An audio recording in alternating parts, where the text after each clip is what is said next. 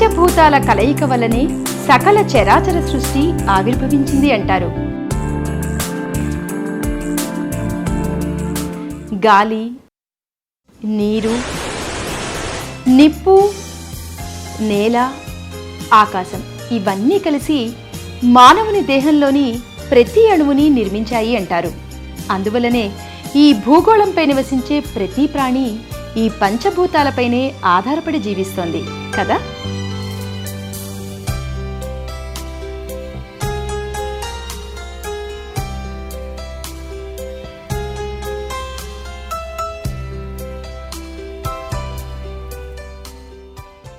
ప్రాణికోటికి ఆధారమైన సూర్యుడు ఆకాశ మార్గం నుంచి తన లేలేత కిరణాల్ని ప్రసరింపచేస్తున్నాడు.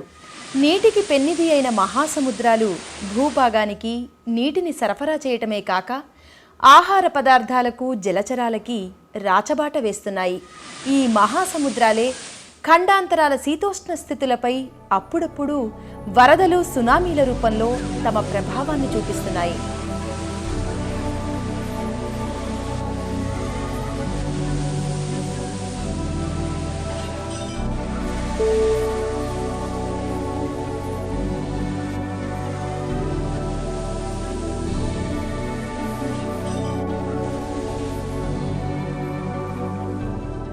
మన పూర్వీకులెప్పుడు తల్లి భూదేవి గుండెను చీల్చలేదు. అందుకే మానవులకి నివాస స్థానమై వివిధ రకాల నేలలు కలిగి పలు విధాలైన పంటలతో విలసిల్లుతోంది.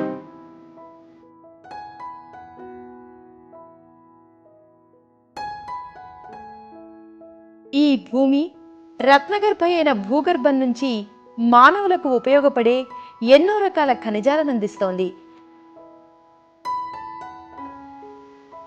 భూమి చలనాల వల్ల పగలు, రాత్రి ఏర్పడటమే కాక 6 ఋతువుల ఏర్పాటుకు కారణమైంది.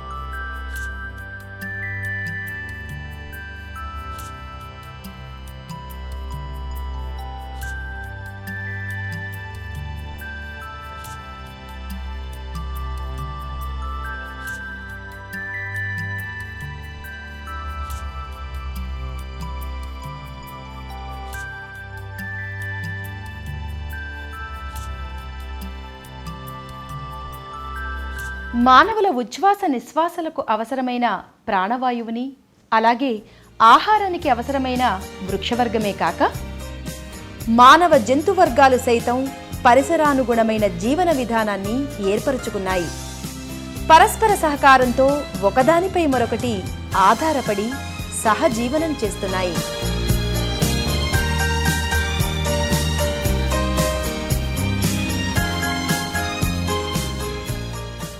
కానీ ఈ పంచభూతాలెప్పుడూ ఒకే రకంగా ఉండటం లేదు. ప్రాణికోటిలో ఒక భాగమైన మానవ జీవితం ఈ పంచభూతాల ప్రభావం చేత ఎన్నో ఒడిదుడుకులు ఎదుర్కొంటూ ఉంది. ఆధునిక జీవితంలో భూమి, గాలి, నీరు, ఆఖరికి ఆకాశం కూడా కలుషితం అవుతోంది. ఈ భూమికి మనం చెందుతాం తప్ప భూమి మనకి చెందదు అనే విషయం తెలియదా అని కొందరు ప్రశ్నించవచ్చు. కానీ మనం చూస్తున్నవన్నీ కూడా మనకి తెలియవలసిన రీతిలో తెలియటం లేదు. ఇప్పుడు ఇందుకు ఒక నిదర్శనాన్ని పరిశీలిద్దాం. చెట్లు భూమి పొరల్లో ఉన్న నీటిని పట్టి ఉంచుతాయి. సూర్యరశ్మిని అడ్డుకుని నేలను తేమగా ఉంచుతాయి. వాహనాలు విడిచే కార్బన్ డయాక్సైడ్ వల్ల భూమి ఉష్ణోగ్రతలు పెరగకుండా చూస్తాయి. సూర్యరశ్మిని అడ్డుకునే చెట్లు లేకపోతే నేలలు పొడిబారిపోతాయి. వర్షం కురిసినప్పుడు నీటిని అడ్డుకునే మార్గం లేక భూమిపైనున్న పోషక పదార్థాలు క్రమంగా కొట్టుకుపోతాయి. దాంతో నీటి నియంత్రణ జరగక భూగర్భ జలాలు అడుగంటుతాయి. సారం కోల్పోయిన భూములు ఎడారులుగా మారుతాయి. గాలి కంటే సర్వసాధారణమైన వస్తువేదీ లేదు మానవులకు. ఎందెందు వెతికినా అందందే కలదు ఈ వాయువు అనేలా ఈ గాలిని మనం ఎప్పుడూ పీలుస్తూనే ఉన్నాం కదా. గాలి లేని చోటు ఎక్కడా కానరాదు. ఆహారం లేకున్నా మనం ఒకరోజు ఉండగలం, కానీ గాలిని పీల్చకుండా అరగడి అయినా ఉండలేం. గాలి తెరలు మలయమారుతమై చల్లగా సోకి చెమటలార్చి మనకి హాయినిస్తాయి. అలాగే వడగాల్పులై వెచ్చటి గాలితో బాధను కలిగిస్తాయి. ఇంకా తీవ్ర ప్రభంజనమై భయంకరంగా చెలరేగి చెట్లను వేళ్లతో సహా పెకిలించి వేస్తాయి. వాయువు చెలింపక నెమ్మదిగా ఉన్నప్పుడు, అతి శక్తివంతంగా వీచినప్పుడు గాలి యొక్క ఉనికిని మనం తెలుసుకుంటున్నామన్నమాట. గాలిలో మేఘాలు సంచరించడం వల్ల వర్షం రావటం, మంచు కురవటం అనేవి మనందరికీ తెలిసిన విషయాలే. మేఘాలు లేని రాత్రి సమయాన మనం బయటికెళ్ళి ఆకాశంలో చూస్తే ఎన్నో వేల నక్షత్రాలు మనకి కనపడతాయి, అవునా? ఇన్ని వేల నక్షత్రాలు ఎలా వచ్చాయనే సందేహం మనందరికీ తప్పకుండా కలుగుతుంది, అవునా? మన నిత్య జీవితంలో ఎందరో ఆప్తులు మిత్రులు మనకి తారసపడుతూనే ఉంటారు. ప్రతి ఒక్కరి జీవితంలో సూర్యుని కంటే మించిన ప్రాణమిత్రుడుండడం అసంభవమేమో. శక్తికి మూలం సూర్యుడే కాబట్టి సమస్త ప్రాణులన్నీ కూడా ఈ భూగోళంపైనే జీవిస్తున్నాయి. ఆకాశం ఒక పూట నిర్మలమై భూమిపైన సూర్యకిరణాల్ని విశేష కాంతితో ప్రసరిస్తుంది. మరో పూట మేఘాలు కమ్మి సూర్యరశ్మికి అవకాశమియ్యక భూమిపై చిమ్మ చీకట్లు కమ్మేస్తుంది.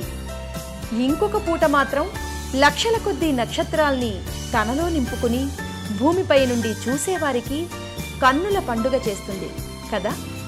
సూర్యుని సాయంతో సముద్ర జలం ఆవిరై గాలుల్ని కలుపుకుని వర్షం రూపంలో భూగోళంపైనున్న ప్రాణులన్నింటికీ నీటినందిస్తుంది.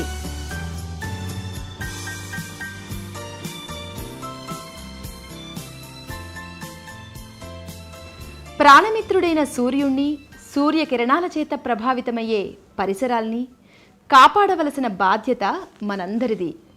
భూమాత కొంతకాలం పాటు ఎండలతో వేడెక్కి దుమ్ము ధూళిని పైకి లేపుతుంది. మరికొంతకాలం వర్షాల చేత తడిచి అన్ని చోట్ల బురదగా మారుతుంది. ఇంకొంతకాలం పాటు చలితో కలిసి జనులను గజగజ వణికిస్తుంది. స్వచ్ఛమైన నీరు కాలువల రూపంలో నదులలోకి మెల్లమెల్లగా పారుతుంది ఒక ఋతువులో. ఇంకొక ఋతువులో కలుషితమై వెల్లువలాగా ప్రవహిస్తూ అదే నదుల్లో కలుస్తుంది ఈ నీరు. అగ్ని కొన్ని సమయాల్లో నివురు కప్పిన నిప్పై నిగూఢంగా ఉంటుంది. మరికొన్ని సమయాల్లో ప్రకాశవంతమై ఆహార పదార్థాల్ని వండటానికి, దీపాల్ని వెలిగించడానికి ఉపయోగపడుతుంది. ఇంకొన్ని సమయాల్లో ప్రజ్వలించి గృహ భవన సముదాయాలు, అడవుల్ని దహించి భయంకరమవుతుంది. ఇలాంటి పంచభూతాలతో ప్రాణం పోసుకున్న మనిషి ప్రకృతికి ఆరోభూతంగా తయారయ్యాడా? ప్రకృతి తత్వానికి విరుద్ధంగా ప్రతికూల పాత్ర పోషిస్తున్నాడా అని మనల్ని మనం ప్రశ్నించుకుంటే, ప్రకృతికి మనిషికి మధ్య ఉన్న ఎడబాటుని తగ్గించాలి అంటే, ఓ మనిషి, నువ్వు ప్రకృతికి పునరంకితం అవ్వాలి. జీవితానికి ఒక ధ్యేయాన్ని నిర్దిష్టంగా ఎన్నుకో. ఉన్న అవకాశాల్ని గమనించు. సాధ్యాసాధ్యాల్ని పరిశీలించు. నీకున్న బలాల్ని గుర్తించి మరింత అభివృద్ధి పరచుకో. అవసరమైన కొత్త బలాల్ని సమీకరించుకో. బలహీనతల్ని అదుపు చేసుకో. ప్రణాళికాబద్ధంగా ముందడుగు వేయి.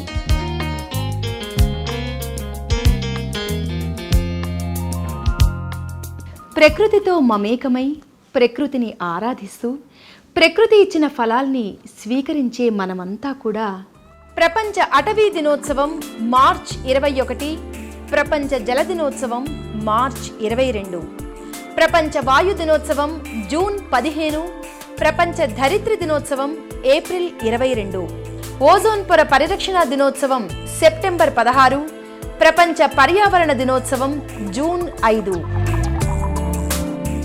ఈ రోజులనైనా గుర్తించి పర్యావరణ పరిరక్షణకు పాటుపడదామని ప్రతిజ్ఞ చేద్దాం. సామాజిక సంక్షేమానికి పెద్దపీట వేసి విశ్వాత్మకాన్ని సాధిద్దాం.